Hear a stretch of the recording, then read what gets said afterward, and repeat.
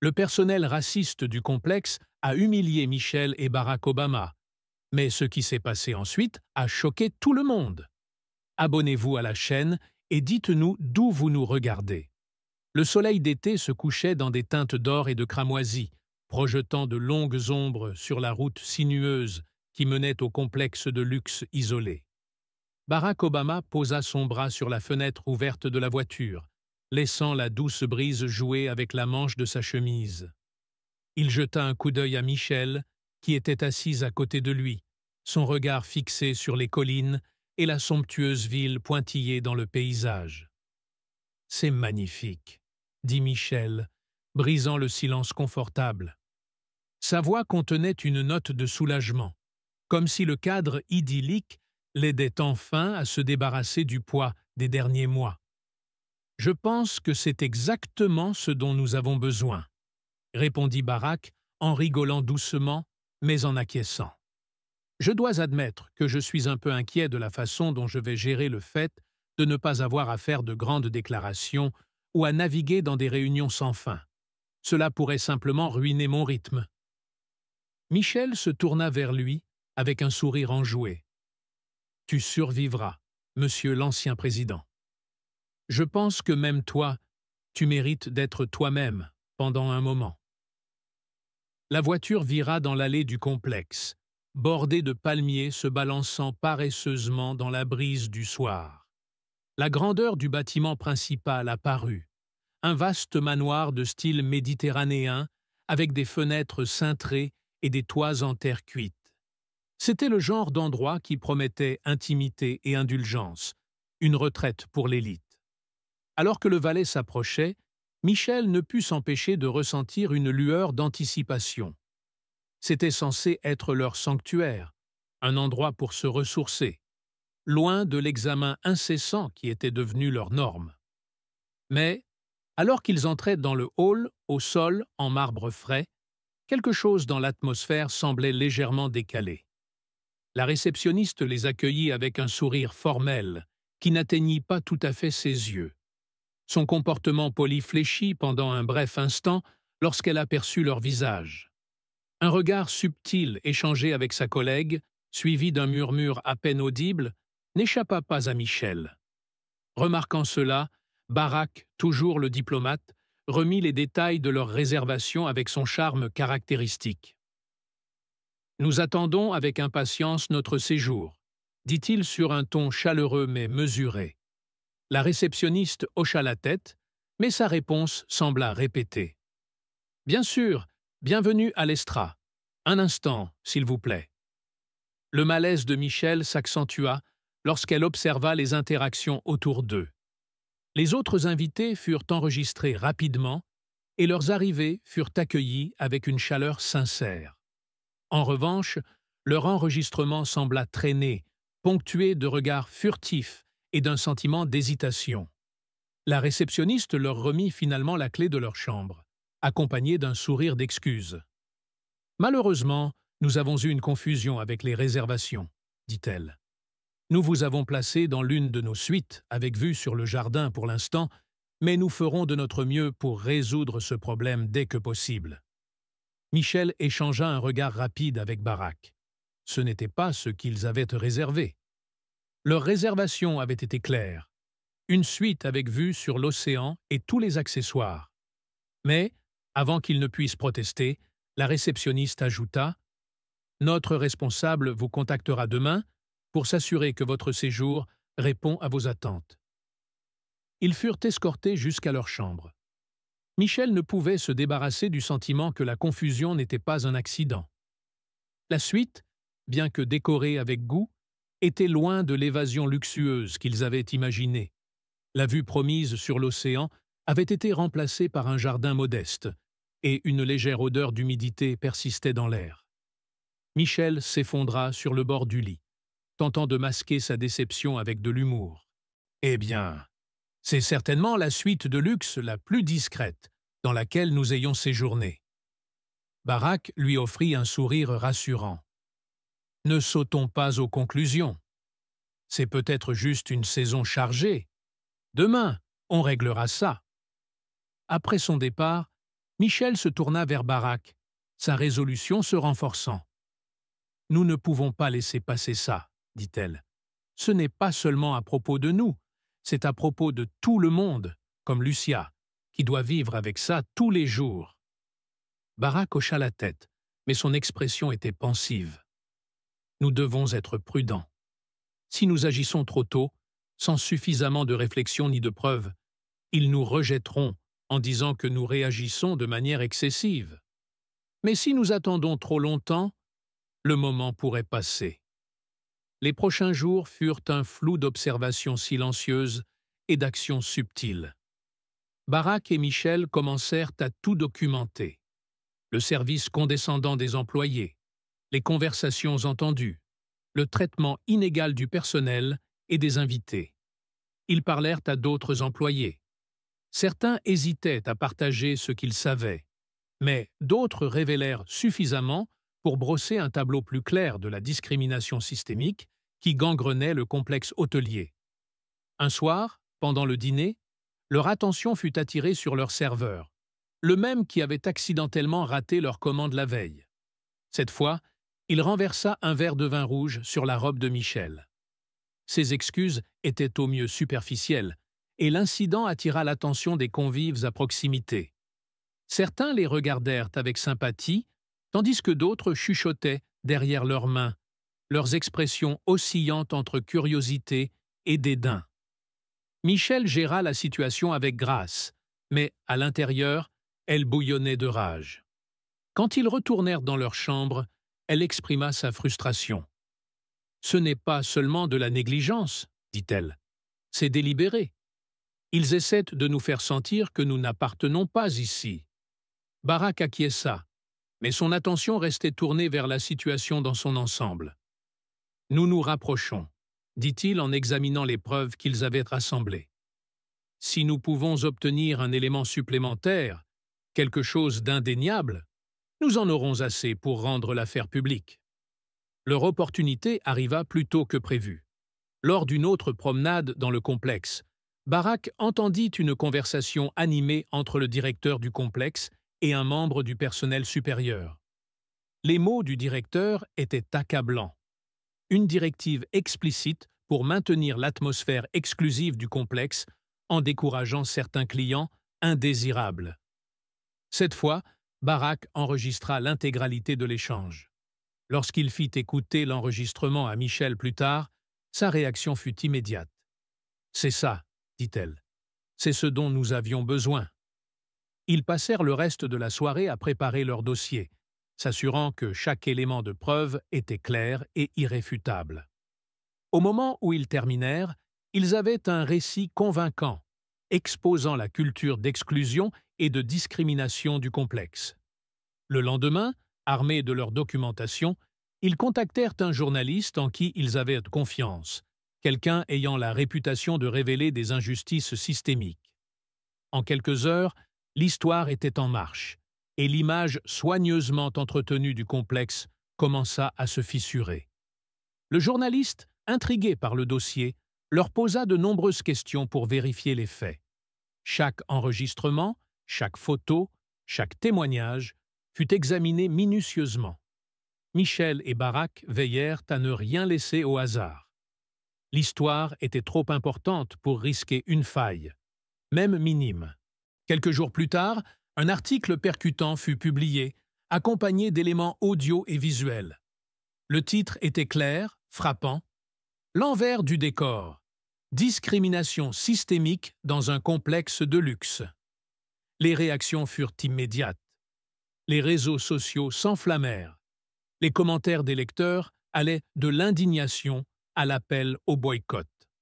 Les anciennes victimes, des clients comme des employés, commencèrent à partager leurs propres expériences. Certains avaient gardé le silence pendant des années, craignant des représailles ou pensant que leurs histoires ne seraient pas crues. Maintenant, ils trouvaient le courage de parler. Dans le tumulte, la direction du complexe tenta de se défendre. Ils publièrent une déclaration, insistant sur le fait qu'ils ne toléraient aucune forme de discrimination. Mais l'enregistrement obtenu par Barak où le directeur lui-même donnait des directives discriminatoires, rendit ces dénégations creuses. Sous la pression publique, une enquête officielle fut ouverte. Les autorités locales, craignant pour leur propre image, firent des déclarations promettant justice. Les investisseurs du complexe, alertés par la chute vertigineuse de sa réputation, suspendirent leur soutien financier en exigeant des réformes immédiates. Michel et Barak, bien qu'épuisés, se sentaient renforcés. Ils n'avaient pas cherché la célébrité, mais leur visage apparaissait désormais dans les journaux et à la télévision. On les interrogeait sur leur motivation, leur parcours et surtout sur la manière dont ils avaient trouvé le courage d'agir. Lors d'une interview en direct, Michel déclara « Ce n'est pas seulement notre histoire. Nous avons agi pour tous ceux qui ont été ignorés, rabaissés ou discriminés, non seulement ici, mais partout. Ce que nous voulons, ce n'est pas seulement des excuses, mais un changement profond. » Barak ajouta « Nous avons prouvé qu'il est possible de tenir tête à des institutions puissantes.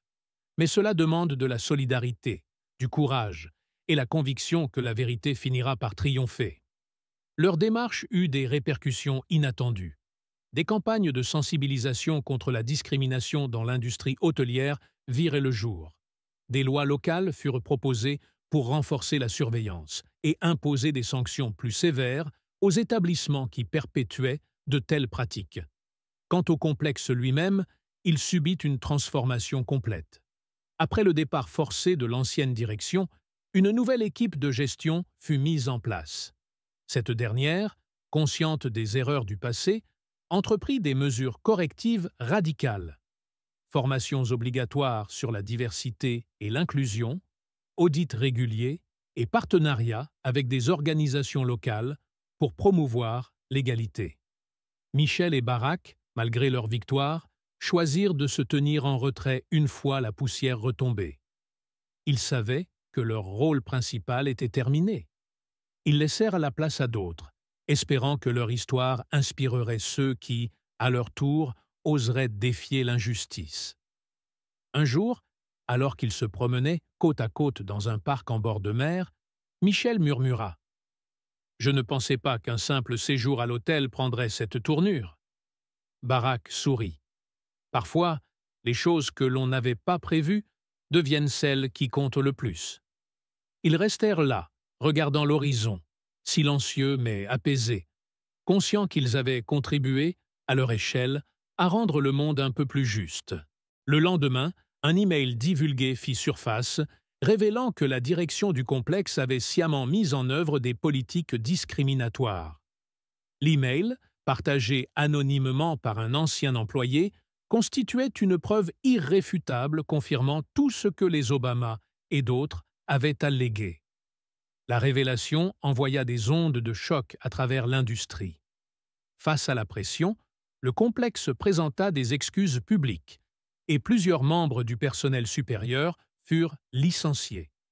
Les groupes de défense saisirent cette occasion pour faire pression en faveur de réformes plus larges, appelant à une responsabilité et une transparence accrue, ainsi qu'à des pratiques d'accueil plus équitables. Pour Michel et Barak, cette victoire avait un goût doux amer. Ils avaient accompli leur objectif initial, révéler la vérité et susciter le changement. Mais ils savaient que la bataille était loin d'être terminée. Les problèmes systémiques nécessitaient des solutions systémiques, et la route à parcourir serait longue et ardue.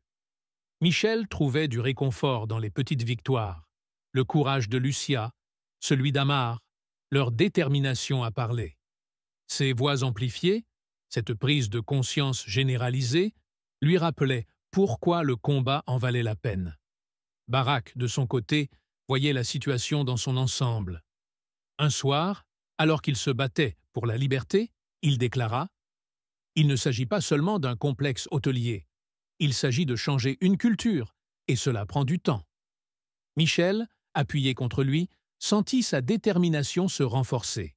« Nous continuerons à nous battre, dit-elle, aussi longtemps qu'il le faudra. » Les étoiles scintillaient au-dessus d'eux, un rappel silencieux de l'immensité du monde et de leur rôle, petit mais significatif dans sa transformation. La pluie claquait doucement contre les fenêtres de leur maison.